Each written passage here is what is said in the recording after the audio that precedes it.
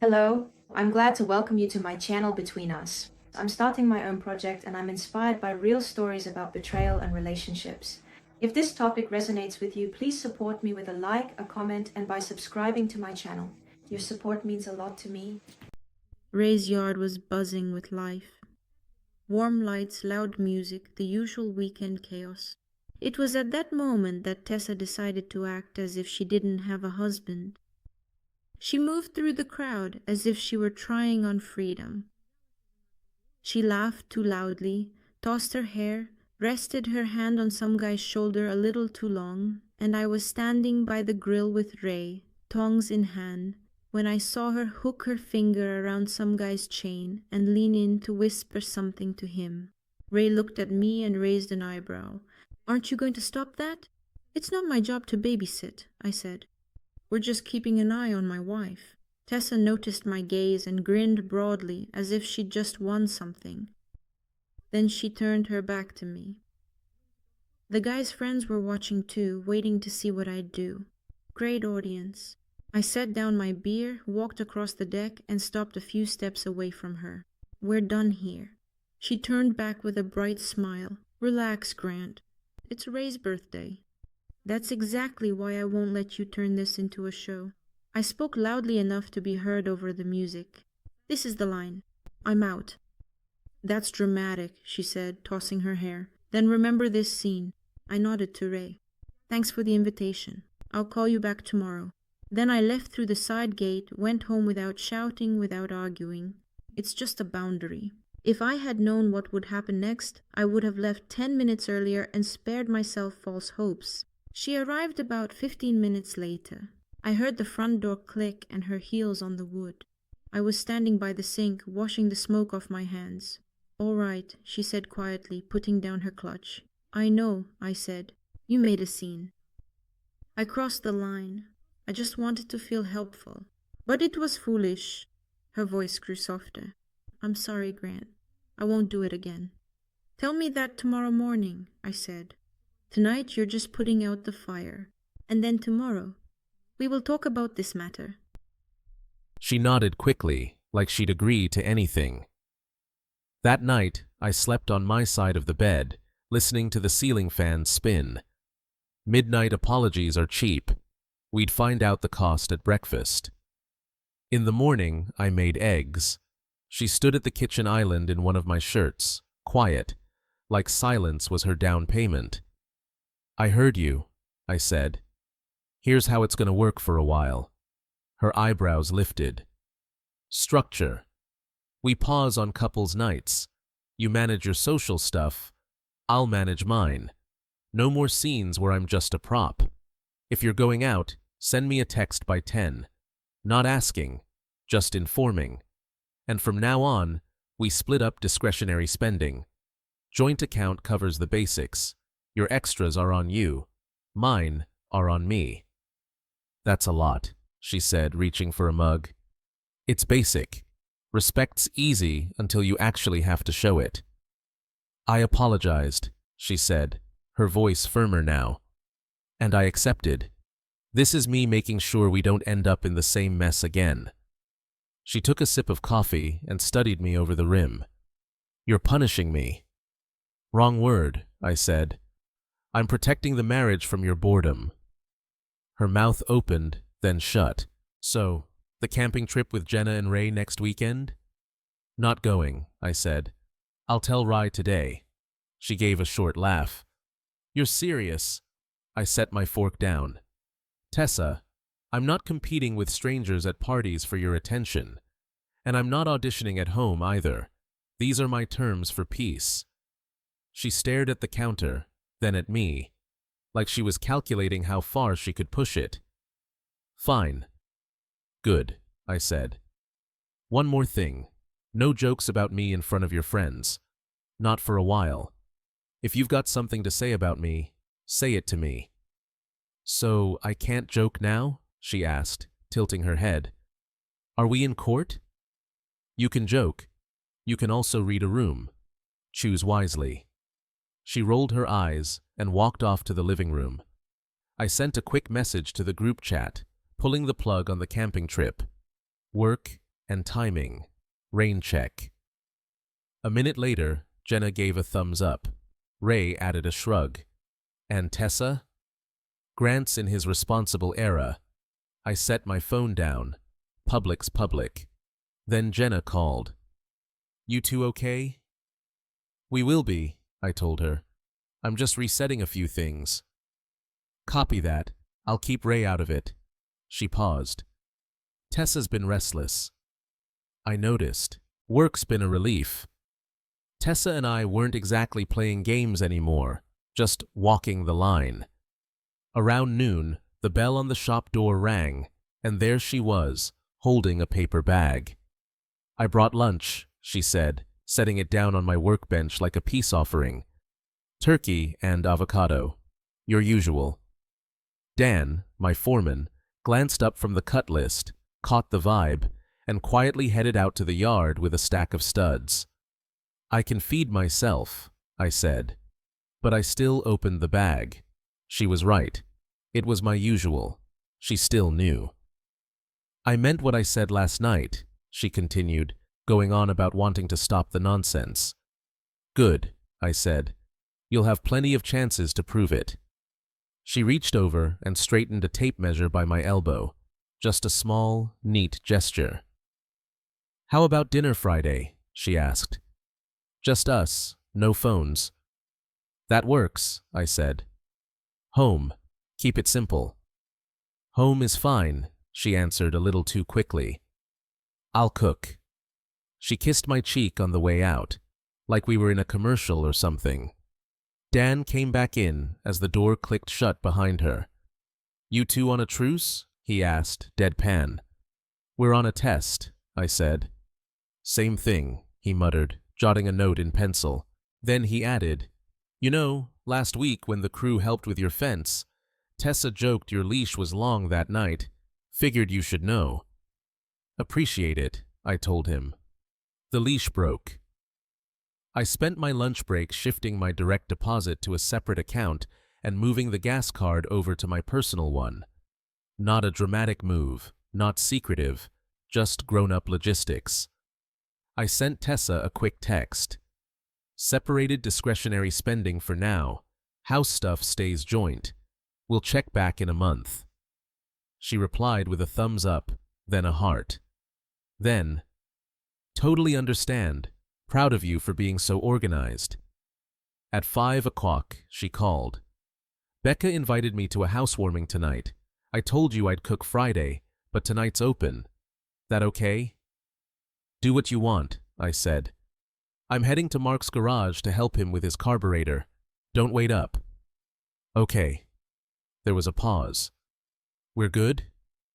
We're what I said we are, I answered. Respect and clear lines.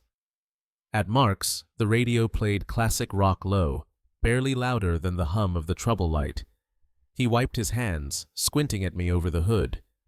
Heard you stirred things up at Ray's. I left early, I said, handing him a wrench. He grinned. That's one way to stir things up.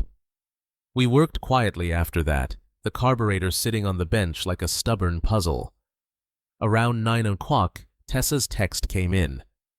Home by 10 o'clock, promise. I replied, be safe. She sent back, promise. Better than nothing. I set the phone face down and kept tightening bolts. Saturday afternoon, we went to Jenna's barbecue. Neutral ground. Tessa showed up in a new role, attentive, soft-spoken. She stayed close, handed me a plate, even laughed at my dry joke about Ray's secret rub like she still found me charming. She leaned into my arm for a second. I let it happen. It cost me nothing. Then Becca arrived, bracelets clinking, voice loud, and zeroed in on Tessa.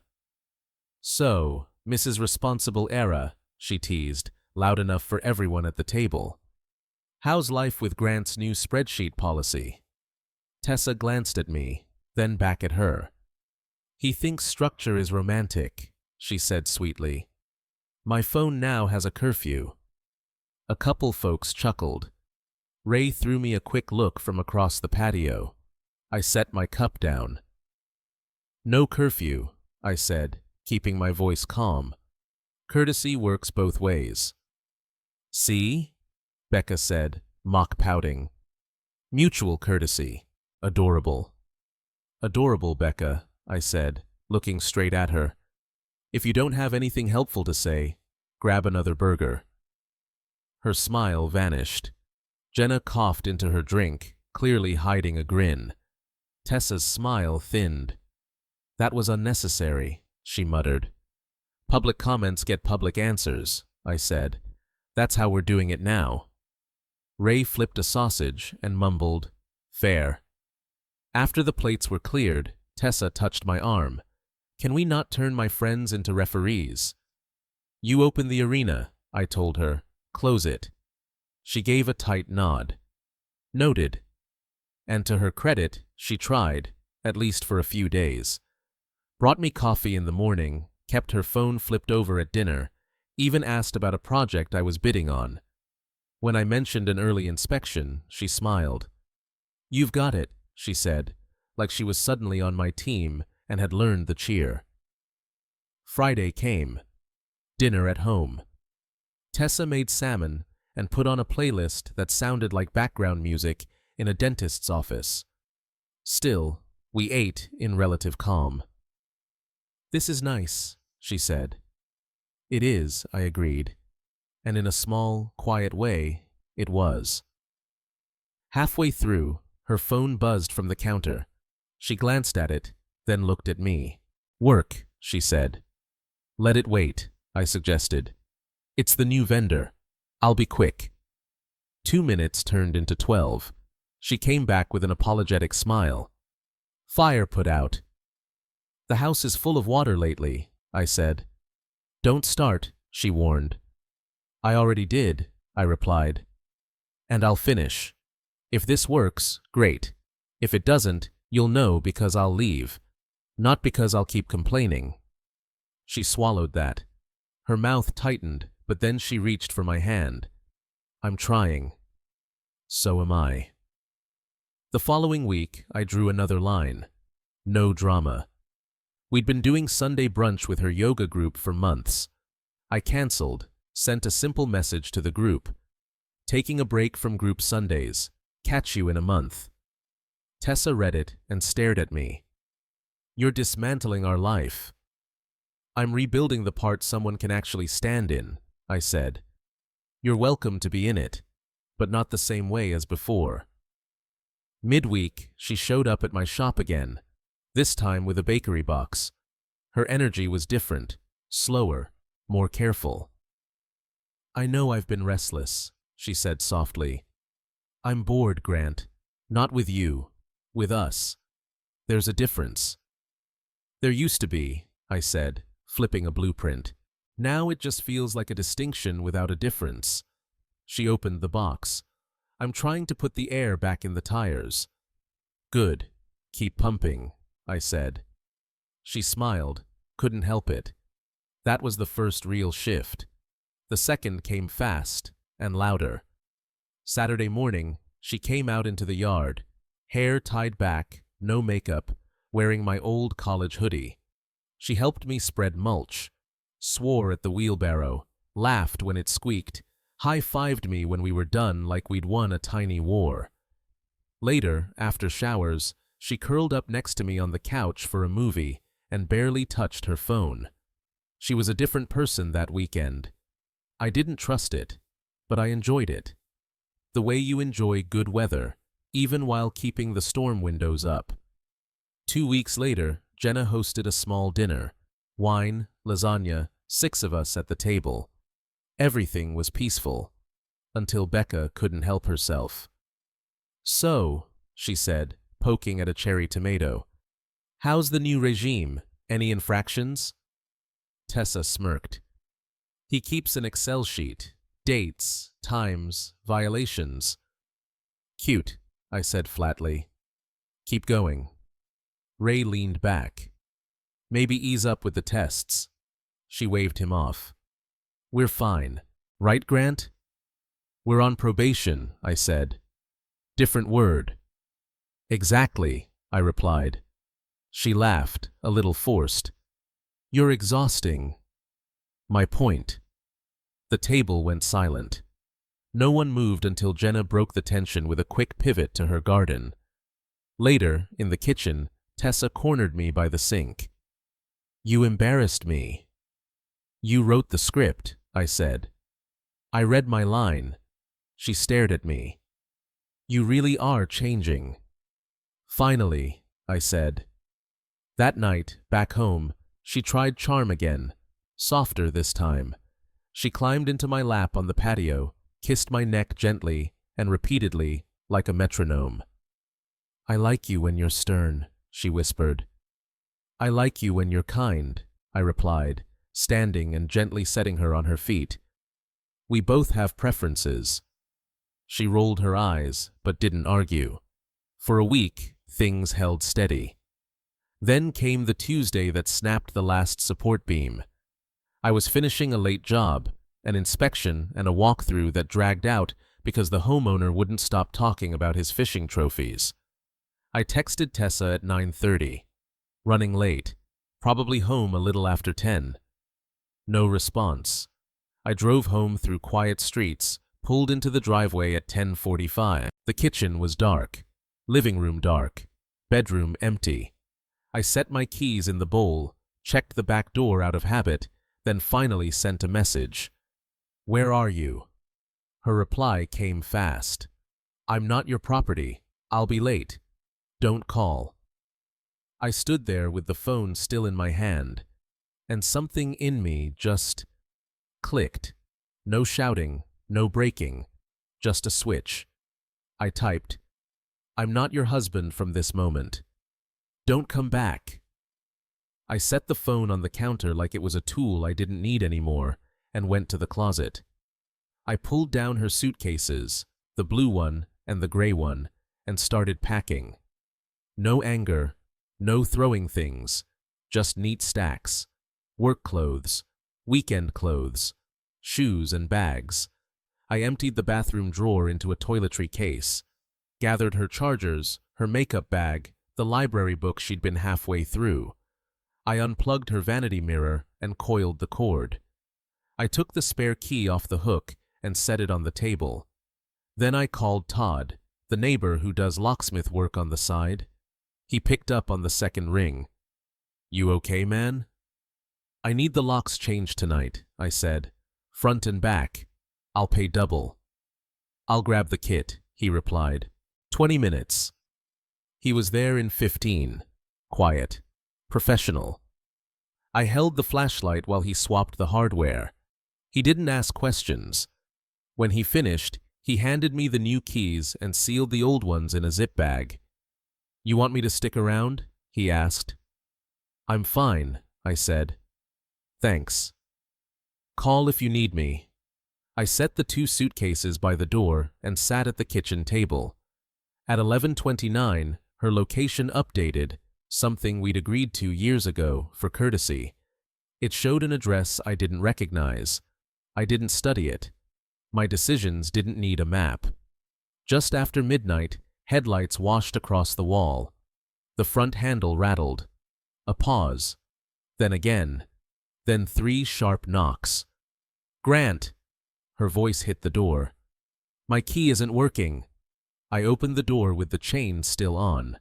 She stood there, purse in one hand, indignation in the other. What did you do? She snapped. I closed the door, removed the chain, and opened it fully. Your suitcases, I said. She looked down, then up, then down again. What is this? I'm finishing the conversation you started, I said, calm. I held out my ring. And this. Her face cycled through emotions too fast to name. This is insane, she said. We had a fight. No, I corrected. We had a test. You sent your answer. I read it. She glanced past me into the kitchen. We can talk. We won't, I said. You wrote it yourself. I'm not your property. Right. And I don't keep what isn't mine. I nodded toward the bags. These are your things. Go to your parents, a friend, whoever you want, but you don't live here anymore." "You can't do this," she said. "You mistake me for someone asking permission." She stepped a foot inside. Testing. I slid the suitcases toward her with my foot. "Don't." It wasn't a threat. It was a boundary. She stopped. "You're making a huge mistake." "Maybe," I said, "but I don't make the same one twice." "Grant, listen to me." "I have been listening for months," I said. "Now I'm done. Pick up your bags." Her eyes filled. She reached for the ring. I placed it in her hand. "Where am I supposed to go?" she asked quietly. "It's midnight." "Your family," I said. "Or a friend. You've rehearsed this night for a while. You just didn't expect my line." She tried one last angle. "You'll regret this in the morning." "In the morning," I said, "I'll be filing paperwork." She searched my face for something, found nothing. Then she lifted the suitcases, turned, and walked down the steps. The wheels thumped twice on the concrete. I closed the door, turned the deadbolt, set the new keys on the table. I slept. Not well, not badly, just horizontal, with a clear decision in the room. At 8 sharp, I showered, shaved, put on a clean shirt, and drove to the clerk's office. Paperwork is boring, until it saves your life. I filled out every line. On the way back, I stopped for coffee and sent Tessa one message from a new email address. "Your remaining items are boxed. Pickup, Saturday 10:12 or Sunday 2 to 4. Reply here only." Her number called 5 times before noon. I let it ring. She left 4 messages. I didn't listen. Jenna texted, "Are you home? What happened? Call me." I replied, "I'm okay. I made a decision. I'll explain later." At work, Dan watched me measure out a cabinet run. "You look 10 pounds lighter," he said. "I'm 10 pounds clearer," I replied. He nodded. "Whatever you did it clean." That was the goal. At 2 o'clock, Tessa emailed, "We shouldn't throw away years over one night. I'm sorry for that text. I was angry. Please meet me." I replied, "We're not throwing anything. We're setting it down. Saturdays, 10:12 or Sunday 2 to 4 for the rest of your things." At 6 o'clock, Ray called. I picked up. Rai deserved to hear it from me. "I heard," he said. "I know." "You sure?" "I'm sure," I said. "I gave her every chance.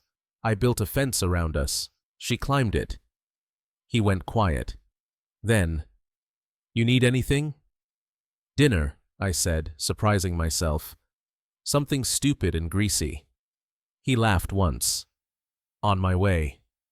He and Jenna showed up with paper bags and quiet faces. We ate at the kitchen island. Eventually, Jenna asked, "Did she really?" "She sent me a message," I said. I sent one back. Then I followed it. Jenna rested her chin in her hand. "She keeps calling me." "You can answer if you want," I told her. "Just don't carry messages. I'm not negotiating. We won't." Rai gave me a nod. "Got it." Saturday morning, Tessa's dad pulled up in a pickup. A decent man who prefers hunting and not talking. He looked at me like he'd seen a lot of young guys think they were strong. I looked back like I finally was. "She's in the truck," he said. I figured. He nodded at the boxes. "This all of it?" "For now," I said. "The rest's in the garage. Tools, blender, the framed prints. If I missed anything, she can email. I'm not playing hide and seek." He took a breath. "You two—" "Sir," I cut in gently. "I respect you, but I'm not discussing your daughter. I'll carry the heavy stuff. I'll hold the door. That's all." He studied me a second longer, then gave one slow nod. We moved the boxes. Tessa stayed in the cab, sunglasses on, eyes down, never looked up. Her dad shut the tailgate, stuck out a hand. "Good luck." "You too," I said. And I meant it. By Sunday night, the house felt like mine again. Quiet. Still. I sat on the porch and listened to nothing important. The sky did what it always does, without needing my input. The next week, I blocked her number. She found new ones. I blocked those too. She emailed. I only replied to logistics, pickup times, receipts for the utilities, where to forward her mail. I didn't answer a single sentence that started with why, please, or remember. Her friends tried. I didn't make that my problem. A month later, the divorce papers came back, stamped and official. I signed the final lines. The house stayed with me. The truck, too. Half the savings. Clean math. No kids, no pets, no business to split, just a mortgage and habits. Habits are harder, but at least they don't involve attorneys. I threw myself into work, took the bids that made sense, said no to the ones that didn't. Dinner with Ray on Wednesdays became routine. Jenna eventually roped me into fixing a crooked shelf she'd been ignoring for 2 years. I bought a second-hand smoker and learned how to use it well enough to feed people without poisoning anyone. Saturdays became my rhythm. Gym early, grocery run, hardware store with a list in hand. A quiet life isn't dull if you build it right. I tried dating, coffee with a nurse who laughed like she hadn't been hurt yet, drinks with a lawyer who asked sharp questions and paid for the second round, a hike with a teacher who hated small talk and loved trail maps. Nice women. Nothing stuck. That's not a failure. It's pacing. Every few weeks, Tessa tried a new approach. An email. A message through Becca. A handwritten note in the mailbox, like we were living in a romance movie. The words changed. The goal didn't. Pull me back into a space where disrespect was normal. I ignored it all. Politely. That's something people forget. You can ignore someone politely. It's not cruel. It's just clear. I ran into Becca once at the grocery store. She looked down at my cart like the brand of milk I bought was some kind of confession. "So, you're really done?" I was done the night she sent that text. "I don't own anything," she said. I took her at her word. She didn't mean it? Doesn't matter. She typed it. I answered. That's enough. Becca shifted like she was testing for leverage. "She's not doing great," she said. "I believe it," I told her. "Choices come with invoices." Becca blinked. "You're colder than I expected." "I'm just warmer to myself than I used to be." By late summer, Ray and Jenna hosted another barbecue. Smaller crowd this time. No extra guests, no tension. We ate ribs off paper plates and told stories that didn't need a villain in them. Midway through, Jenna looked at me over her cup. "You good?" "I'm better," I said. "You think you'll ever talk to her?" "I talked," I said. "I finished. Everything after a period is noise." On the drive home, windows down, the truck felt like mine again in a way it hadn't in years. My phone sat quiet in the console. My house was right where I left it. My bed was made. 2 pillows, 1 head. Peace isn't dramatic. It's just the absence of nonsense. People think a man leaves when he's angry. I didn't. I left when I was calm. She told me she wasn't mine, so I returned what never belonged to me. The job of carrying both sides of a marriage alone.